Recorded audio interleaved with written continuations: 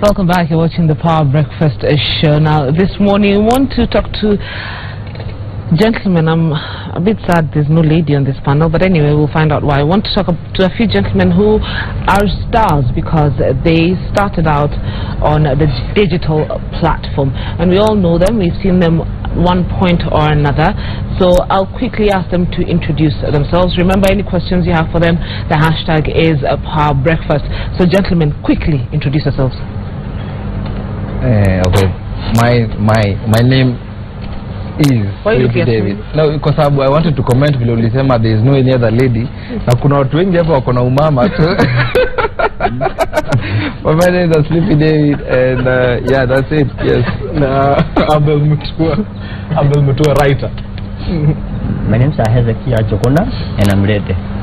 You? I'm ready to make this. You're ready. Oh, okay. Me naitwa Jemule Mse, actor. Cliff, actor. Willis, person. Mike. Oh, pole, nilikuwa nimesahau. Sorry, Willis, person. Na pia nimeomba tuzime aircon, don't you gush is not blown away.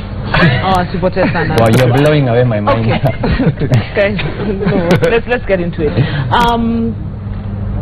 Why did you guys decide to venture into the world of digital space? And I'll start with you, Jemo. Why? First of all, social media is very big, and everyone nowadays is on social media. And one thing I discovered is we had content, the talent was there, but now coming to mainstream TV, you know, with the pilot, Nini, all those manenos would have been very difficult for us before we got a show. So we said social media is a space where there's no limitation on what you can do, and that's why we decided to set up the show there and start posting our videos there. And once we posted the first video, we got a lot of support from people, and we are like, okay, so we can do it here. And then once we started doing it, then now mainstream came. Okay. From social media. Abel, you're a writer. Yeah. Why? Why am I a writer or why social media? Why the digital space? I mean, really, why are we being slow on a Friday morning? Friday. I mean, sorry. Okay. Well, personally, remember after the 2013 elections, a 48th county was added, which is the diaspora, a county that we kind of like forgot about. And we forget that these people are homesick, to say the least. They are craving for home content. So that was one of the main reasons why we put our content online, so that we can be able to reach those of us who are Kenyans living in the diaspora. So it wasn't for sisi wa hapa? Nyinyi si mtatuona kwa TV. Mtosheke. No, but then there's the argument that where your show is on a local media house, it was going to be updated. I mean, it was going to be uploaded on the website, you know, and the people in the diaspora could stream live. Do they really upload those shows? Actually, I think we are the Citizen TV does. Really? You started after we left? Iteration. You can stream live. I mean, you can. Yes, you can stream live. When was a rewind after your live? Yes. But not on spaces like YouTube and whatnot. So that's where you guys.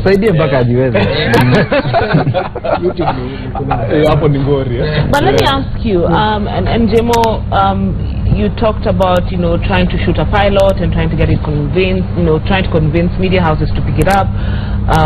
That's a hurdle. But for an upcoming, you know, actress, isn't that comedian? Isn't that an expensive venture? Because I'm imagining you have to go out, get a, you know, camera. You have to get someone who can edit this thing for you, you know, and then package it and then now make noise about it. Isn't that an expensive venture? Actually, it's not. It depends how you look at it. For me, what I did, I teamed up with people who believed in the kind of ideas I had. And then when we teamed up, they believed in the cause and we started doing it. And one of our biggest inspiration was like, we wanted to tell Kenyan stories the way they are. And so we didn't want to be limited in what we can say and what we can do. And so when we teamed up with those guys, we started doing it. And it's not what I'm saying is, even if you have a phone, unaweza record video yako na simu, because now simu sahi you can record some very quality videos and post it. So anyone should not fear if you have a talent, you believe you have something that you can offer, just do it with whatever you have. And then you never know, someone will see, by the way tunaweza mchukua na hizi kamera zetu tuanze kufanya naye shughuli. Just to echo Jemo's point, there's a movie, a whole feature film, 1.5 hours, called Jongo Lab. Jongo Lab. Jongo Lab. Oh, Jongo. Yeah, you've heard of Jongo Lab. Jongo Lab was entirely shot by a phone. From the entire thing. Yeah. So just it might look expensive, but don't forget, there are editors who are jobless but have the skill. True. There are camera people who are jobless but have the skill. And if your parent was able to take you through 3 years, 4 years of college, 50,000 for a laptop is not something that... No. At the end of 4 years, your parents expect you to get a job. Exactly. Just make one more sacrifice. Just get me a laptop. Sacrifice, that is paying your school fees, giving you transport, giving you lunch. I mean, child, how about you just... But I think right now, we have so many guys who are jobless, and they need what you've gone to school to learn to employ them. It's not a point of I've gone to a media school and I want to work just on TV. I want to work on radio. I want to work everywhere. You can create something for other people and get guys employed. And that's what we are missing as the young people of this country. We are missing the point to realize that it's time for us to create employment and not just wait for employment to come to us. Okay, something has come up, and before I get to that, Sleepy, as a comedian, isn't that a bit of a challenge where you have to record yourself, doing jokes, and you're not too sure of how the reception will be? You see, the thing is, this is the thing with Jogona, with Jemo, with Clifton, they're actors, right? And so there are different parties to this ball game. This guy's alone. See now, like why I decided to do what I'm doing right now on social media is because, first of all, like Jemo said, I realized there was a need. There was a need, there was a market, and plus on top of that, I have a chance I don't have to wait until Sunday. You don't have to wait until Sunday to see what Sleepy has to say. Something can happen on Monday, record it on Tuesday, and watch it on Tuesday evening, without necessarily waiting until Sunday, Monday, whatever day. And a lot is happening. Plus, there is a lot of freedom. It's my social media. I can post now. Like today, I want to post something on my Facebook. I don't have to wait until today. There's a whole advert on TV coming soon, and somebody can watch ASAP. Clifton. Yes. As you ventured into the digital space, did you think of it as a money-making avenue? No. The first thing that comes in your mind as an actor, once you think of money, just forget about going far. Just do your thing, the money will come looking for you. So it's out of play, it's out of passion. You do it out of passion, and then with time you realize you're earning. All right, but let's talk about some of the themes that are represented here. Of course, wewe unajulikana kama yani ni mix maalum. I mean, whatever is happening, which is, we'll talk about that as well. Households of Kawangware, and then you doing the sponsor, which has been a term that everybody uses now. Matafuta sponsor, or something like that. And personally, I decided to do the sponsor because I'm not mocking the sponsors. Are you looking for a sponsor? If I get what I think, I'll pass it to a brother here. Sana Jugush, the first sponsor, very funny. But you see, mimi nilikuwa nimekuwa approach na madem kadhaa. So many chicks telling me, Sleepy, unajua na wazito, mimi ningetia sponsor. But I want to tell them that it's not as it looks. Then you gonna connections. Like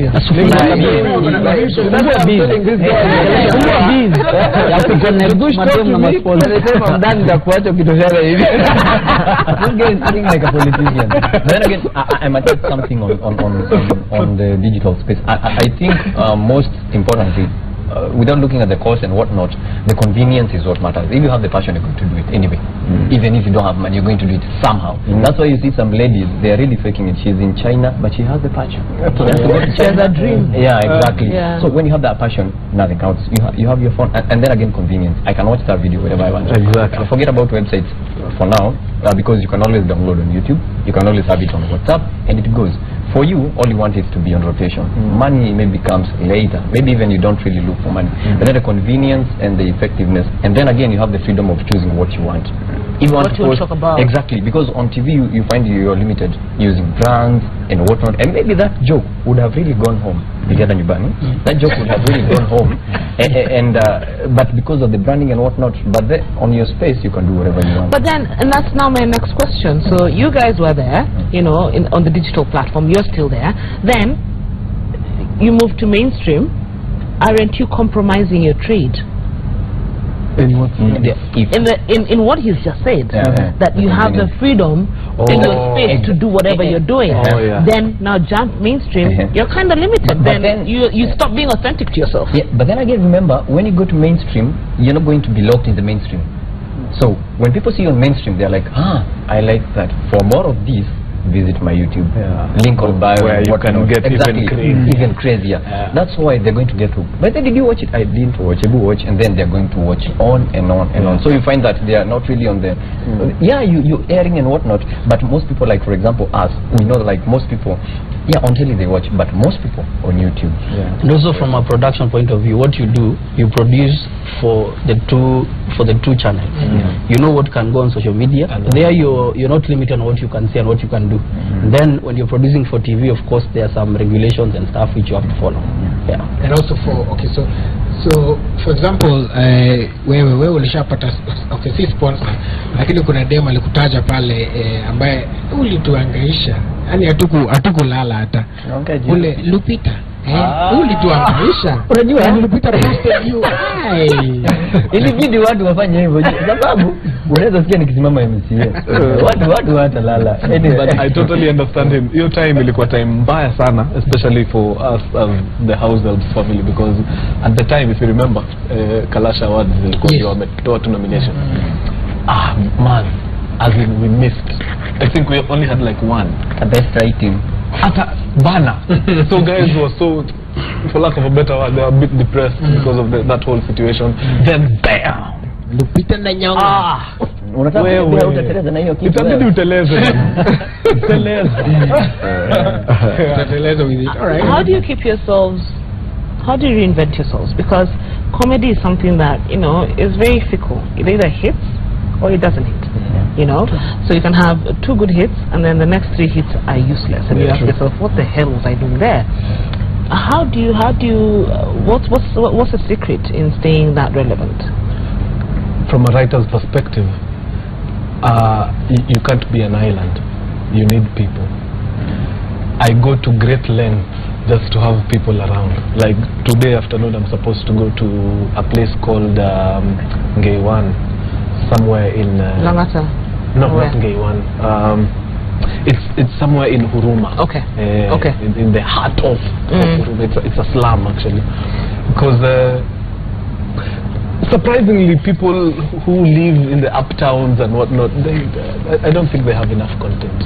If you want to get proper content for comedy, enda uko chini, and that is where I spend like 30% of my time. Because niko sure by the time I'm leaving that place tonight, I will have enough content for the next like 3-4 episodes. And what he's saying is so true. And in Kenya, it's not a place where you struggle for content. Kenyans are fun. Like sometimes something comes up and Kenyans have said everything about it, so that as a comedian you're wondering, what am I gonna say? Because guys have cracked everything. So comedy is just around you. It's just you to see, and you have the time to put it together. There's an issue of yes, our comedy, we're comedians. I mean, you see the memes that are going out. I can't wait for what's going to happen today because it's Friday, so there's something that's going to come out. But then there's a need to attract international audiences. A lot of people feel that our comedy is tailor-made just to the Kenyan market. Kidogo, goes East African, but mainly the Kenyan market, and that limits your growth. Can I talk about that? Yes, please. The guys in States, if you watch their comedy, they don't struggle to impress us. They don't wake up and say, we want to take our comedy to Africa now. But you see why it works for them? Because we speak and hear their language. Yes, we speak and hear the language, but because they talk about themselves, and Kenyans are interested to be like them. Africans are interested, they're westernized. So we end up listening to their content, talking about we want to know their lifestyle. So it's not that our content is not yet there. It's growing with time. It's growing with time. But again, you have to satisfy home and move to the next level. But until you are accepted here, it's gonna be very hard for you to start telling guys in South Africa that, hey, I'm gonna make you guys laugh. And if some of the content that impress guys internationally, if you try perform them here, they call you a wannabe. You wanna be like them. You wanna be like them. So it's a bit tricky. But I say with time we're gonna grow to that level. Just like overnight fulfill the Kenyan market.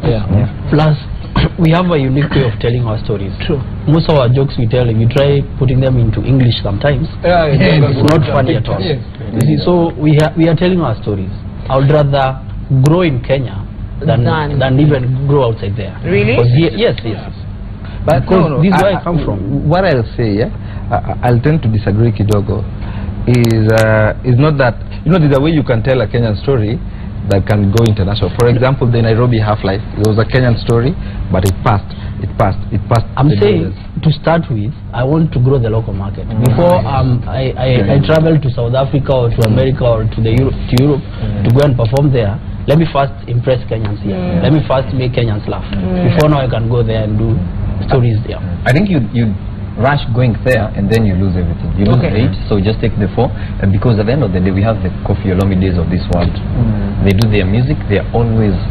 We have the Jose Chameleons. They do their baganda, and we love their music. So at the end of the day, what are you doing? Like for example, I know I have a fan. He's a Mzungu, but he always tweets like he's being translated. I have a screenshot. He's always being translated. Okay, amewa Mkikuyu. So he's being translated. But he's interested. Like it's funny, but I'm not getting. He's laughing for the sake of the marriage.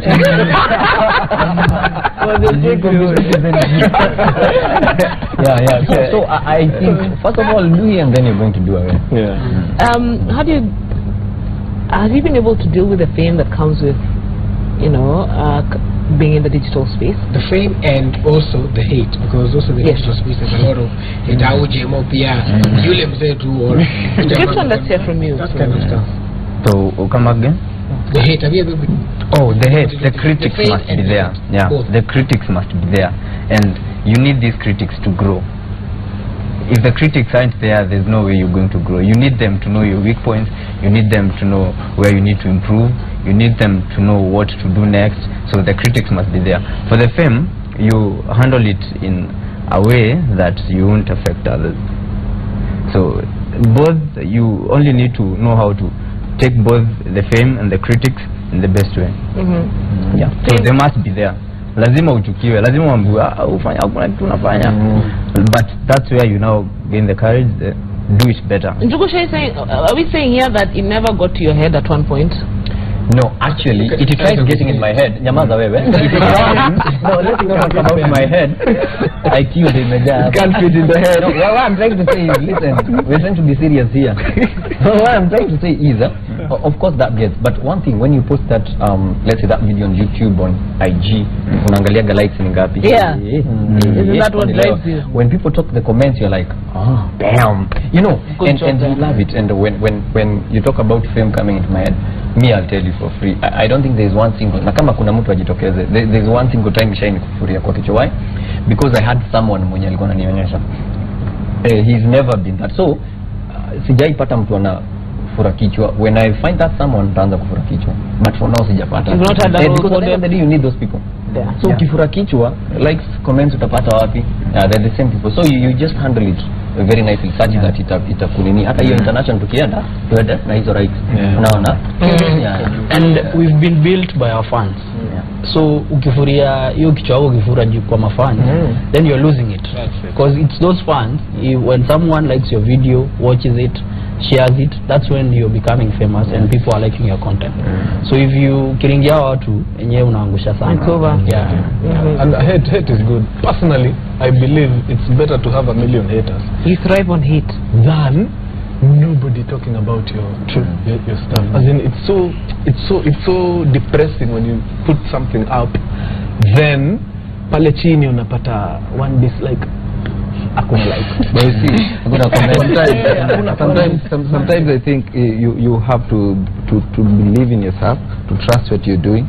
For example, the first video that I released, the sponsor, I had over 200,000 views in a week, and I had so many positive comments, and still in those positive comments there were 1-2 people who were saying, why are guys laughing?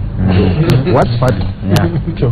So before you go and start explaining to those people why it's funny, you say, let me take the positive and work on the negative. Maybe next time the guy who is seeing nothing funny, next time will be the one telling guys, hey, come and see, this is funny. The very first time, and what is funny to you is not funny to me. Yes. True. I was telling guys the very first time we uploaded something on YouTube, we had like 200 dislikes, and there was one person, and he's a famous guy, he's a rapper from Okoflani. He wrote, you guys suck 56 times. Wow. As in the passion in that guy. I had to look for him and just sit down with him and ask him, hey, you guy, what can I do? Because he seemed to have an idea. But he just didn't know what it was. 56. As in for someone to sit down on Twitter, copper bundles, and hit 56. Copy and paste. You guy. That's a person you need. So what's the process when it comes to uploading a video? Because there's also expectation. When we see what goes on in the Western world, we've seen YouTube millionaires, should that be what I expect when I get into this market, or is it or are we still in our baby steps, in our formation steps? Jemo? One of the things that you have to do, you have to have your own strategy, because you can't copy those guys. Those guys, you'll have someone who's blogging about technology, they're making billions. You're doing comedy, you have to have your strategy if it's making money, for example. But what you're saying, we are building an industry where we want as many people to come into, so that we can have a very big number of people, where we have a lot of online content that is happening around. So in terms of making money, there are very many ways of making money. You don't necessarily have to make money from views or from YouTube. Even on Facebook, you can have brands, for example, coming on board and telling you, you have a following, you do this, can you create a concept for us that we can be able to sell our product or market our service, or even market our brand. So there are very many ways that you can do it. But as everyone is saying here, if you think about the money, the first time you want to upload that video, then all your concepts and ideas will be geared towards money making, and you lose it. Because creativity, Abel can tell you, he's a writer. If you lock yourself in a room thinking that nikiandika hii idea nitamake dongapi, there's no money you'll make. You need to go like, how will I make people laugh? What will be the twist in my story? Then once you build a brand, once you build an audience, then money will start coming, definitely. Awesome. All right. So we want to test your creative ability. As we wind up the show, you have a concept. So this is what you're going to do. Sell it to them, and they will join. They will join it as you enact it, and then we'll. So we are going to wrap up the show, but tutawacha nyinyi mfanye vitu zenyu kwenye your thing. Do your thing. But again, asante sana kwa kuja. I'm told there is something. Okay, wait. When that one you lost me there. The concept. Yeah. So okay. So he has a concept. Yeah, that he will share with them, and they'll do it like on the spot. They've not had this before. So we'll just share it with them and they'll flow. Then I'll give you another concept. I don't know if you've seen this video that has just that's going around right now of the lion that has been spotted on Mombasa Road. Yes. Right? So those are it. That's Power Breakfast. Can I say something? Yes. As we went up, I'm posting the next video on my Facebook right now. Okay. Today. Actually, I've posted it, so you guys can go and watch it. Just plugged in. Hey, that was just plugged in. Can I say something? So I tried to listen. Okay, all right. You do. Still on that concept issue. Kesho tunapika chapati Moi Avenue Primary.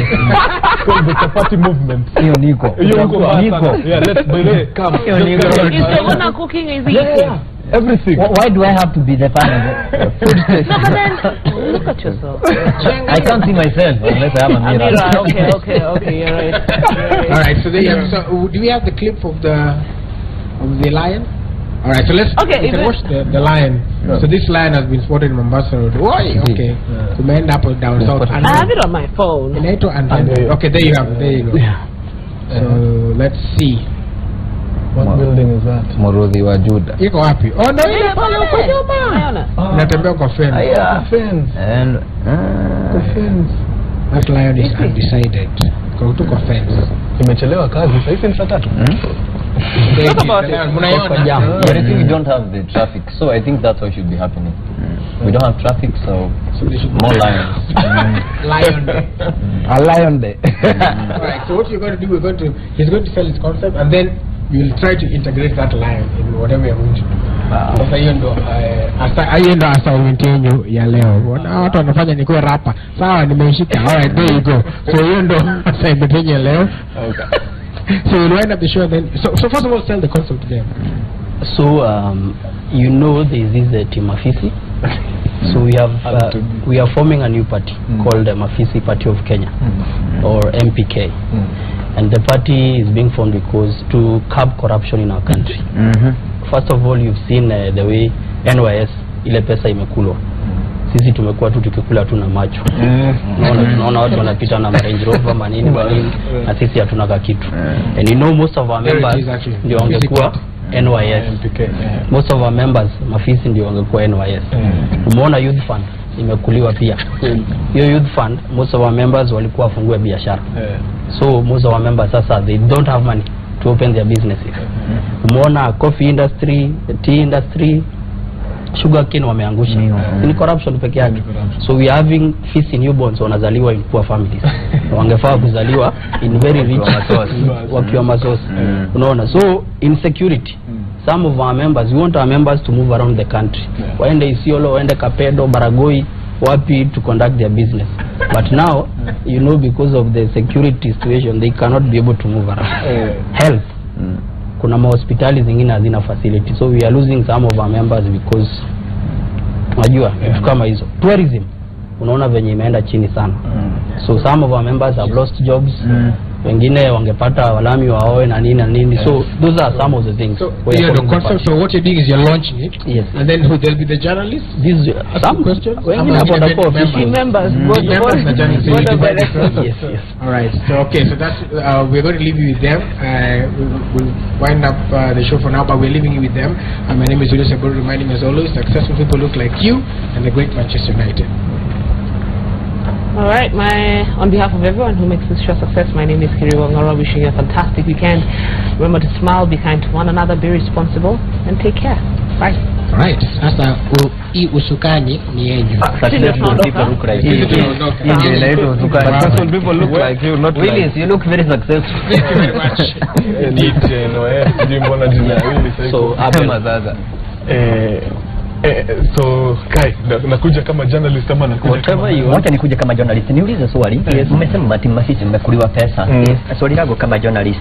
Nimetoka YTV, nikitaka kuuliza ya kwamba hati Mafisi mnasema ati wameibiwa pesa. NYS, mnataka kusema Waiguru walijiondoa ama ni Mafisi walipita naye? Tujibu hiyo swali. Sisi kama watu wa Mafisi tumeachiliwa sana tufanye tu lighter duties. And time has come sasa tufanye heavy duties. That's why tunaform hiyo chama ndio jichukue hizo kazi kubwa. Yes. Haya, mko na swali lingine? Swali lingine inaweza kuwa ni kwamba kama team Mafisi sababu nimeona kweli kabisa mko under threat. Sijui kama mlikuwa mmefikiria kutafuta any form of security assistance kutoka kwa watu kama KWS na bodies kama hizo.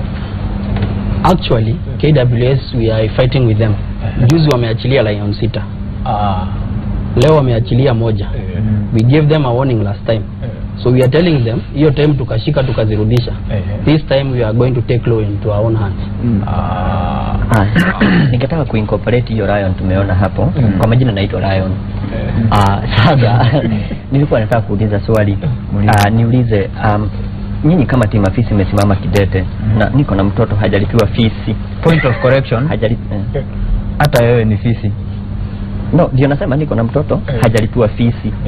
Sasa nyinyi kama timu afisi mtamsaidia hajalipa fisi ya shule? Kama mtoto hajalipiwa fisi usijali. Hiyo shida haina solution as that now. Haina solution. Lakini in the near future pengine by next week tukishaitana kikao na niko sure hiyo mambo yako tutaangalia kama hiyo timu mafisi mumeipeleka upande wa wanaume sana. Na of late pia wasichana wanaonekana ni kama pia wamejitolea sana. Kuna fisi late. Ujiona wasichana wanatembea hivi town wamelegeza mikono. Kuna mafisi late. Sisi kama watafutie mnyama mwingine ama watategemea bado huyo mnyama. We want point of correction. Fisi ni fisi. A female hyena and a male hyena is still a hyena. So hiyo fisi leo tatujui ni nini mnaongelea. So logo bado ni hiyo moja ya fisi. Yes, sisi wote tuko pamoja. Si wewe kwanza unasimamia masponsor. Mimi ninatetea mafisi wazee. Yes. Kwa sababu ni kitu wamekuwa wakipitia shida.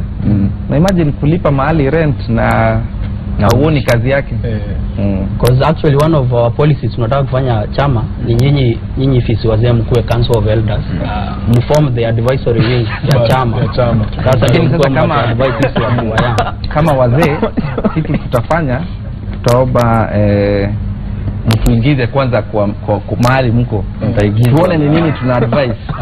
Unajua lazima tuingie kwa shida zenyu. Alafu kama mtu hiyo shoes. Hapo kwa security measures pia tulikuwa tunaonelea tuende digital kidogo. Amerika wamefanya kazi nzuri sana kuintroduce ile mambo ya microchip. Na hii microchip tumeona tutaintroduce. Sisi kama mafisi tutakuwa tunatembea na wale wa opposite watakuwa na wale opposite ndio watakuwa na microchip. Unaweza detect mafisi tunatembea na gadget. Ndio wakati unataka kujiingiza kwa story ya business wako kwanza una login pale unaangalia unaona huyu ana tabia ya kuwekea wanaume mchele kwa bar huyo unawachana naye unachore. Alafu for security kuna mafisi wengine ningeongezea hapa tukimalizia. Kuna mafisi wengine sijui mtawasaidia aje. Kuna choo zinaitwa Haiko Toilet Tao. Unaenda unapata kuna mafisi mob feces mafisi. Sasa tunauliza nyinyi kama watu mtasaidiaje kuosha hizo choo? Hiyo we will sue you for defamation kwa sababu fisi hiyo tuogejwe hiyo fisi. Na pia kuna madaktari wakubwa. Kuna daktari mwingine anaitwa Othiabo, he's a physiotherapist, physiologist. Wetu wanaitwa physician. Physiotherapist. Sawa, hao watu wajui. And we also organizing a Mafisi Investment Summit. Na tungetaka nyinyi wazee sponsors ndio mko na kitu sponsor hiyo summit yetu. Na mkue most of the key speakers wazee wanataka kitu. We are coming in very strongly as the sponsors union. Mkutano itakuwa wapi? Pale KICC. Mungeleta Karumaidi ndio hapo ndio karibu. We said tutatuma transport. Hakuna haja tukuje mpaka huko ndio tunaweza kuja physical address. Na upande wa health tumepata support sana kutoka kwa first lady. Amekuwa akishughulikia hii maneno ya tufisi tunazaliwa na hii beyond zero. Ametusupport sana. Tunamshukuru kabisa. Najibuna hiyo mambo ya Haiko Toilet hiyo tayari tumejiondoa au sisi sababu sisi mambo yetu ya kwanza